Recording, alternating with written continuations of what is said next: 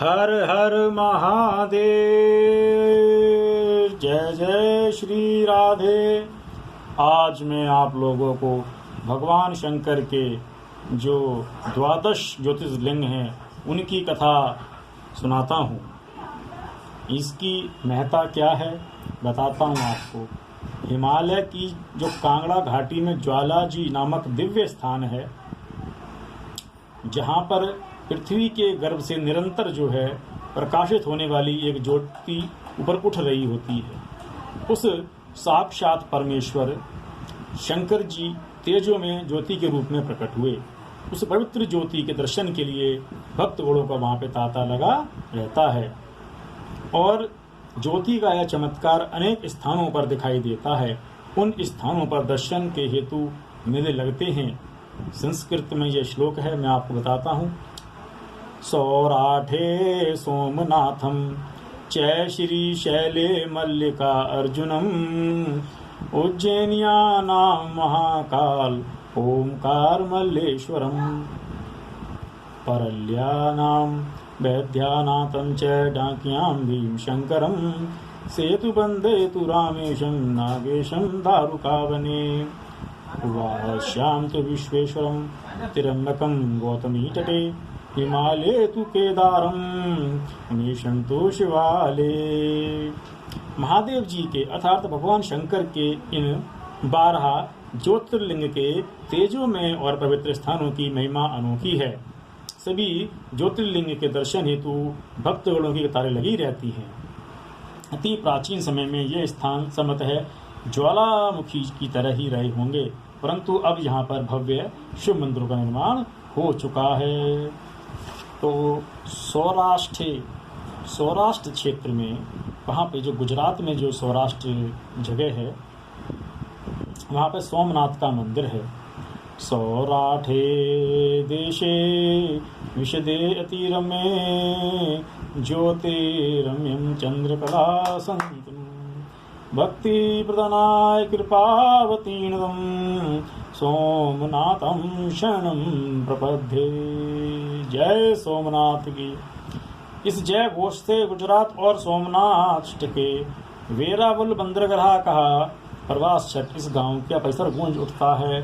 साथ साथ मंदिर घाट की सीढ़ियों पर आकर टकराने वाली समुद्री रेलों से जैसे कि जय जय शंकर की निकलने वाली धीर गंभीर आवाज और स्वर्ण घटानाद से निकलने वाला ओम नमः शिवाय का जय घोष के सारा भक्ति में प्रसर बन जाता है।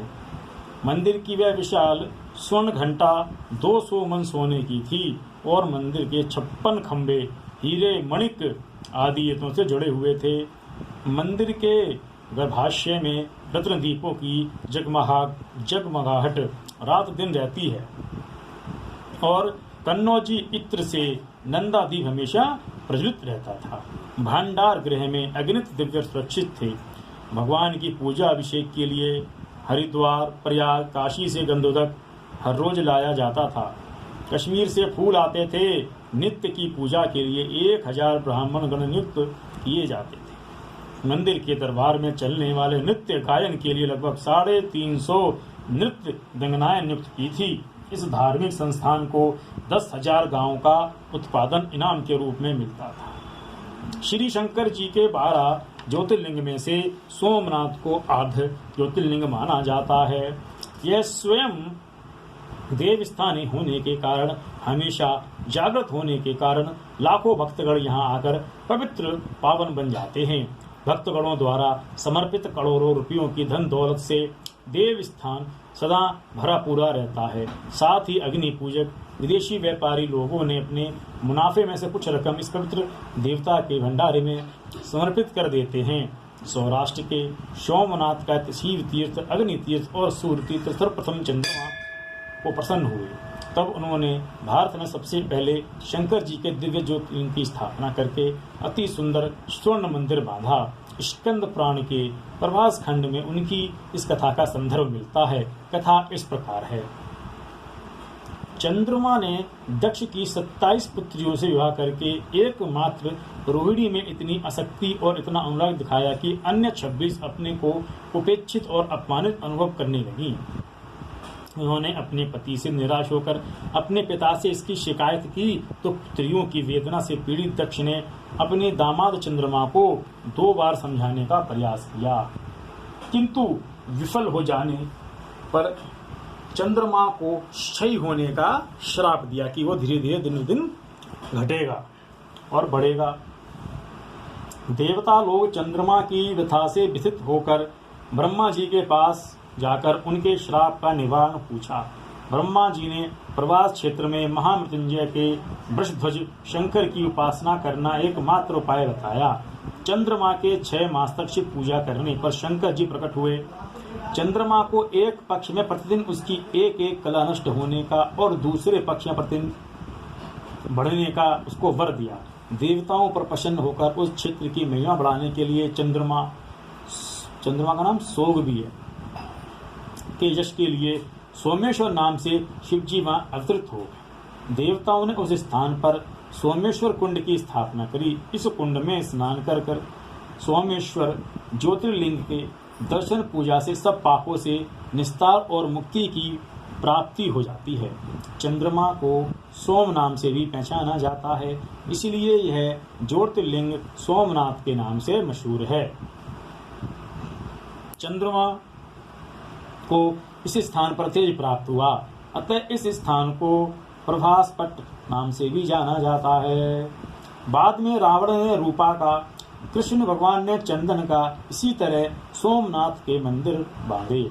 सोरठी सोमनाथ के परिसर में फैले अनेक पौराणिक स्थानों के आधार पर घटी कहानियां अंत में दी है, बाद में सुनाऊंगा। श्री सोमनाथ के इस वैभव संपन्न परिवार पर मुसलमानों के अनेक बार आक्रमण हुए। 722 ईसा में सिंध का सूबेदार जूनामद ने प्रथम आक्रमण करके अगणित खजाना लूटा। चुंबकीय चमत्कार के कौशल्य से बीच में ही दिखाई देने वाले सोमनाथ की भव्य मूर्ति गजनी महमूद ने शुक्रवार 11 मई 1025 ईस्वी में सुबह 9:40 को तोड़ डाली। तब से गजनी ने महमूद को मूर्ति भंजक कहा जाता है। इस दिन उसने 18 करोड़ का खजाना लूटा था। 1297 ईसा में अलाउद्दीन खिलजी ने अपना सरदार अल्फत खान ने सोरठी सोमनाथ भेजकर मंदिर को तोड़ा फोड़ा।